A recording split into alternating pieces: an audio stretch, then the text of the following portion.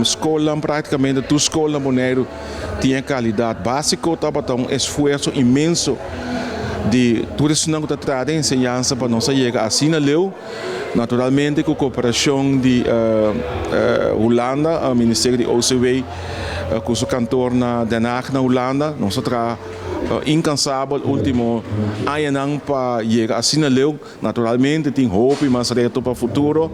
lá que nós como exemplo idioma quando nós sigue desenvolver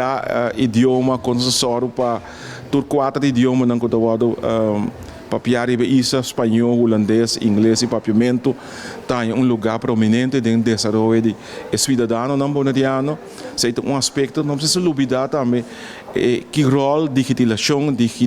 digitalização lo bem um futuro automatização naturalmente que está conectado com essa que lo bem um futuro assim tem hope outro aspecto não nós também atender com aluno não estudante não com sistemas guia por exemplo no saca hoje em dia tem hope problema não com trata por exemplo de ADHD problema não de problema emocional, nós temos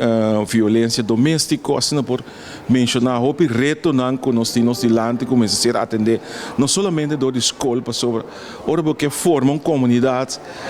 nota ensinança só responsável, da inteira comunidade,